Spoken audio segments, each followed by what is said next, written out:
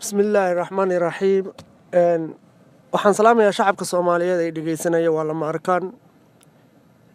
buugi aan ka sheekeynaya Soomaalida meesha ka timid ee Masar aan ka keenay buugan wuxuu ku qoraa marka hore afkii faraacintii waxa lagu turjumay Carabi isagoo oo baaba'san oo yaabayso garanayso qofkan buugan wuxuu ku sheegayaa Soomaali halkay ka timid aan inkiri kareynin Masar ayaa haysay weligoodii Allaheedna way dan kama gelin sababtoo ma ahayn taariikhdeeda taariikh dadeed bay ahayd oo Soomaaliya ah buugaana waxa ay ka dhaxleen oo ay laga soo qaaday Fircoon gurigiisii markii la helay alaabadii Fircoon bay ka mid ahayd buugan marka Carabi baa laga dhigay halkan xabeen aniga hayaa yaaba ka jiraba hadda inta la hayo anigana aan ku guuleystay inaan soo saaro buugi marka waxa la yiraahdaa asal afriiq sool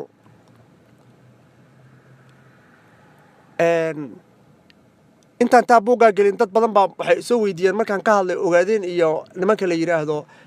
la yiraahdo ishak waxa la dhahaa qoladii aan anigu hadda Soomaalida la yaso ee la quursado إن شاء الله تعالى dad badan ba waxay dhaheen magacan midgaanka ka daa waxa la igu yiri la heeb soo cadhe intaas dad ba itoosiyo aan ku mahad celinaya dadkan la heeb sooco waxaan doonayaa in hal idin ka dhadhacsiyo war anigu Soomaali baan ah wallahi billahi tallahi inaan been idin sheegaynin magacan aad igu saleynaysaan ee aad maleynaysan inaan ogaadeenahay mii waxaan rabaa Soomaalida Ilaahay wuxuu ka dhigay khaa'in wuxuu ka dhigay daacad ninaan rabin mid aan diin rabin war wadad Ilaahay inta waxa ka maqan dhiishka maqalka ayaa ka maqan Soomaalida hadii dhiishka maqalka lahaan lahayd waa receiver kulligood dhan waa transmission wax bay gudbiyaan laakiin receiver ma laha dhibaatada Soomaaliya ay la degilaad ay haysto dadka receiver hadii lahaan laayeen wax bay faa'iidi lahaayeen wax bayna dhageysan lahaayeen wax bayna maqlaan wax baan iska bedeli lahaa dhibaatada Soomaaliya ay waxba iska bedeleen dadka dhan waa transmission waxaan qaada anaa ku sheegay waay receiver ma ogola qofka Soomaaliya inuu dhageysto jaahilnimadii anagoo noo si dheerta hadana waxa ka sidranba uqdad rabbaani ah waxaana saaranba ma artay iska dhicin ninka ayaa laga dhicin miya I don't know waa wax rabbaani oo dhiigeena galayba waa buugan soo sheegay buugan dad baa iga codsaday wuxuu yiri Soomaalida waxay ahaan jirtay saddex qaybood waligin miidan maqal aniga koor dhageysta sola jita iyo cool sola waxa la yiraahdaa buu dhigi jiray dadka xeebaha degan ee marka ganacsiga ilbaxnimada haysto ya sola la yiraahdaa buu leeyahay dadka waa dad cadcad waa dad Arab garanayso kuleel inuu haya ah oo dal kuleel ku nool asal ahaan inay Arab yihiin oo cad yihiin ba dareemaysaa bir dadkan Soolaha la dhaho dadkan marka Soolaha la yiraahdo waa dad degan waa dad qabow oo cool ah waa dad aanan dad dhibaato ahayn waa dad ma aragtay mas'uuliyad ka muuqato waa dad xukumayay bir dalkaas waligii yaali waa kun iyo wuxuu leeyahay taariikhda Yurub markaan idinku bedelo 46 ama wuxuu leeyahay 900 buu ka bilaabaya ilaa 1040 uu leeyahay intaas u dhaxaysa iyo 800 sano ilaa 1040 buu leeyahay buugan dawlad Soomaaliyeed baa la kaashan doona haduu Ilaahay yiraahdo waan la soo saari doonaa waxaan rabaa inaan idin kaga sheego sool markuu dadka noocaas ku tilmaamayo wuxuu leeyahay jiita oo iyagana waxa jiro cool kuwa la yiraahdo cool wuxuu ku leeyahay waa dad kulul oo waxay degaan buu ku leeyahay buuraha iyo qariga iyo maartay wabiga ma ogola biyo ma ogola waa dad wuxuu yiri kuleel iyo qaxar iyo qad oo xoolo dhaqato ah buu yiri oo dhaho cool ilaa waxay isku xiran yihiin biyo Ethiopia markaas wuxuu ku leeyahay dalka Ethiopia ana hadda Ethiopia ma aqal ku sheegayay wuxuu leeyahay hadda aan hilmaansanay dalkaas wuxuu ku xiran yahay buuray degi jireen buur dadkaas ilaa dadka halkaas waxa u maleynaya kuwan hadda waqti dambe beenta laga sameeyay ee la yiraahdo kushitigi inay taan u maleynaya wuxuu ku leeyahay dadkaas cool baa la yiraahdaa buu ku leeyahay cool waa wuxuu ku leeyahay waa dad haraatan waa dad kulul waa dad qaxar iyo dhibaato iyo halaag iyo ma aragtay qarid inay deganaadaan jacayl buu leeyahay waxa ku xigu ku leeyahay jita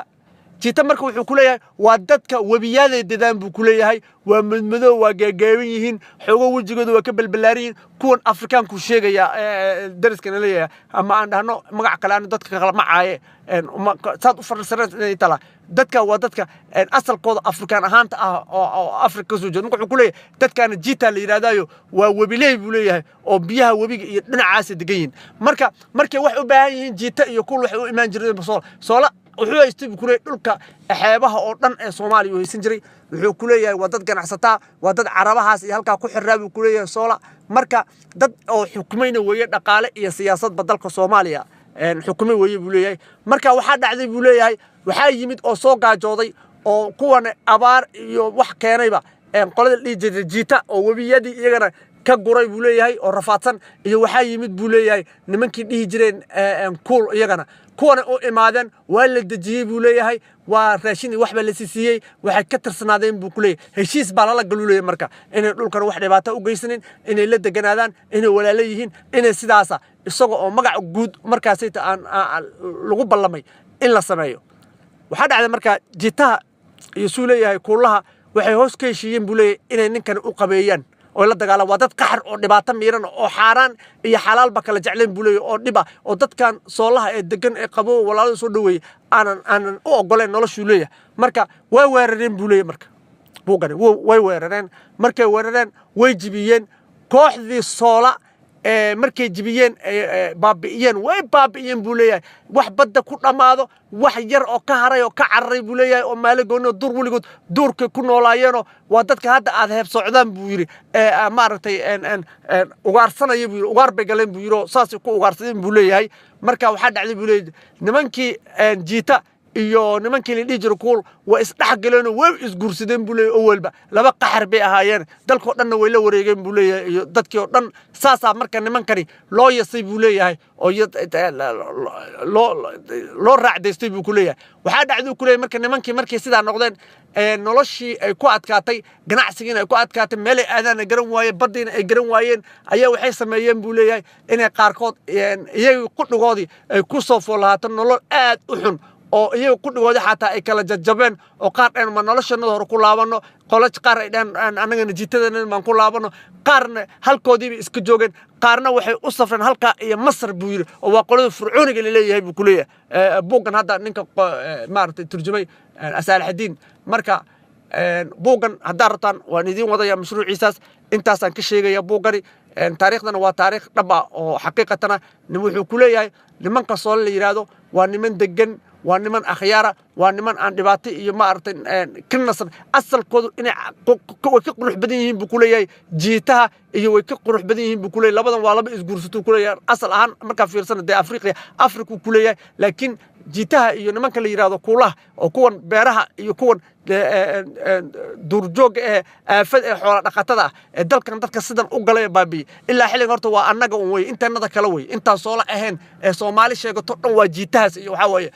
kuulkan dhibaatada wada ilaa xilligan aan degi laana wuxuu yiri waa dad dhib maran waa dad kharaad miran waa dad saas ilaa fiir buuga xilliga ka soo sheekeenay Soomaali wuxuu ku leeyahay dad fiirso qofka asalka umma Soomaali ma bagalu ku leeyahay umma qalmaba dadkana jiitaha iyo kalenta wuxuu yiri uu ka degan yahay uu ka akhriyarsan yahay uu ka deeqsisan yahay uu ka wanaagsan yahay uu ka ixtiraam badan yahay xataa laftiis marka fiirso ku leeyahay waa ka qurux badan yahay ku leeyahay isku laf ma isa ka qurux badan marka nimankan aad u bixisaan heeb socdaan Soola la yiraahdo ay la socda waa asli waa madaxdeennadii rasmiga ah waxa isku tagay labadan Mooryaan ee jiitaha iyo kuulaha annaga ka koobanahay Soomaalidana kale waan wadi doonaa cashirkan insha Allah ta'ala la socda professor badan baa soo codsaday Soomaali badan baa soo codsatay insha Allah ta'ala buugin waxa laga codsaday inaan la kaashado dad badan oo Soomaali ballan qaaday inay daabacayaan marka assalaamu calaykum wa rahmatullahi wa barakaatuh